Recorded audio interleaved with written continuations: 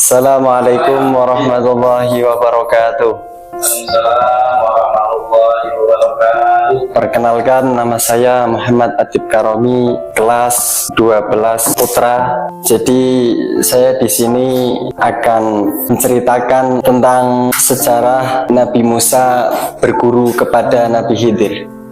Awal mula cerita, pada saat itu Nabi Musa adalah nabi dari pemimpin Bani Israel. Kemudian Nabi Musa pernah ditanya oleh seorang kaum Bani Israel. Seseorang tersebut bertanya kepada Nabi Musa, siapakah orang yang paling berilmu?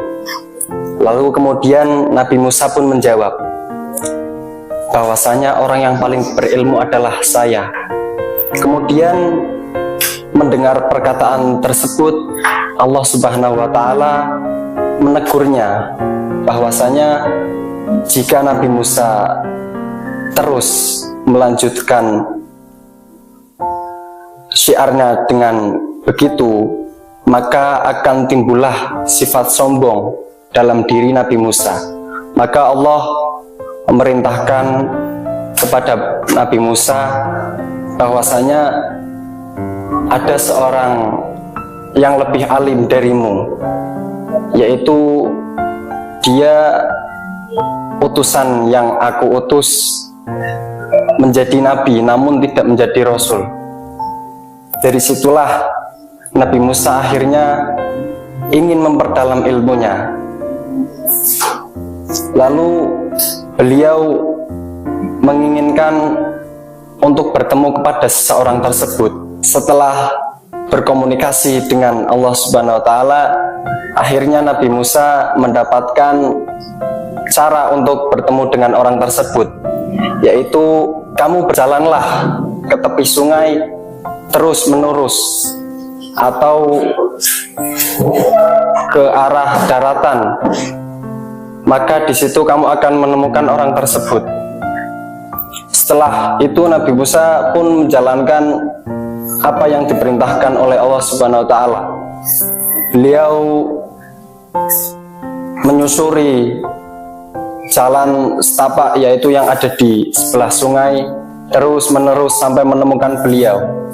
Lalu ketika beliau bertemu,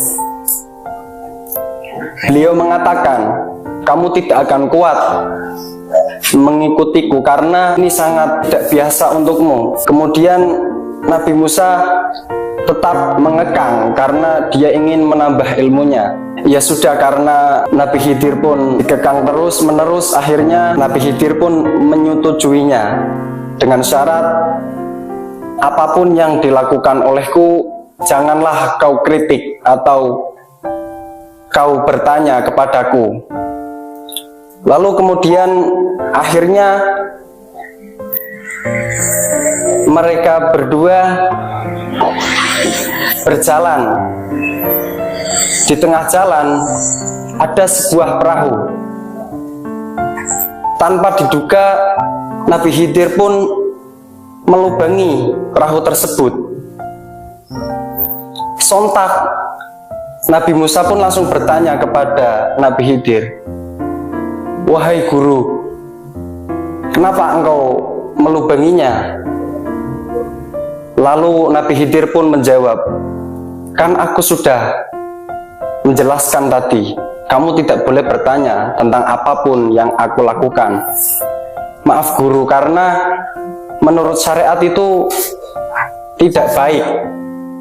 Merusak barang seseorang itu termasuk dosa besar.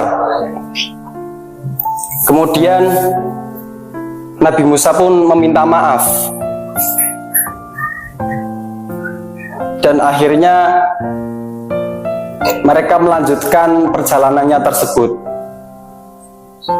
Di tengah jalan tiba-tiba ada seorang anak kecil yang tengah bermain. Tanpa diduga Nabi Khidir pun tiba-tiba membunuh anak tersebut. dengan tanpa tujuan.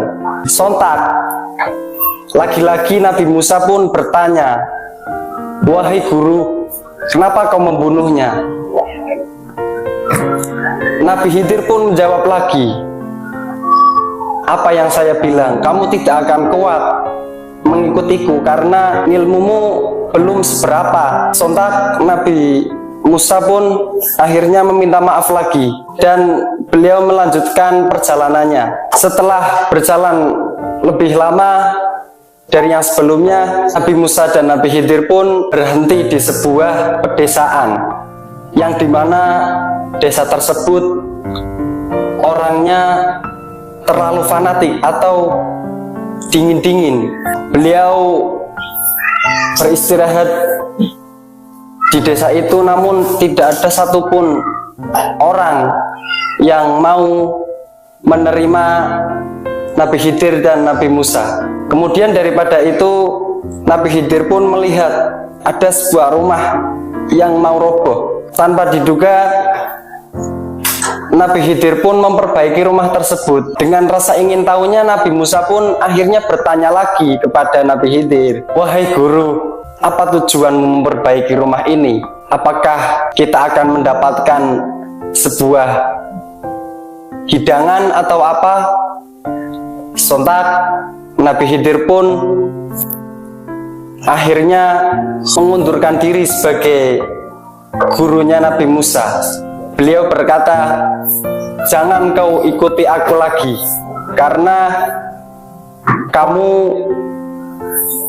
belum menguasai ilmu yang aku miliki." Jadi daripada kisah tersebut tadi, yang pertama itu kenapa Nabi Khidir itu melubangi sebuah perahu, karena perahu tersebut adalah perahu yang dimiliki oleh seorang yang miskin, yang dimana di daerah tersebut ada sebuah raja yang sangat licik atau sangat kejam, yaitu dengan cara merampas kapal-kapal atau perahu yang dimiliki para rakyatnya. Yang kedua kalinya Nabi Khidir membunuh anak kecil itu karena bahwasanya Nabi Khidir tahu anak tersebut adalah anak yang tidak berbakti kepada kedua orang tuanya, dan Nabi Khidir pun membunuhnya karena Allah akan memberikan yang lebih baik daripada anak tersebut.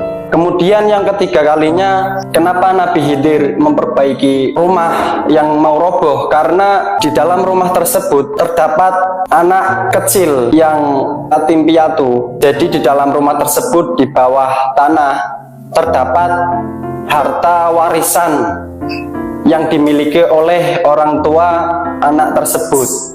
Maka dari itu Nabi Khidir memperbaiki supaya nanti ketika anak tersebut besar bisa membelanjakan hartanya dengan sebaik-baiknya, bahwasanya kita tetap husnudon kepada guru, walaupun yang dilakukan guru itu menurut kita tidak baik, namun kita tetap mengikutinya karena bahwasanya kita tidak tahu, menurut kita begini namun berbeda dengan pendapat guru. Pendapat guru mungkin lebih baik daripada kita. Sekian dari saya. Wassalamualaikum warahmatullahi wabarakatuh.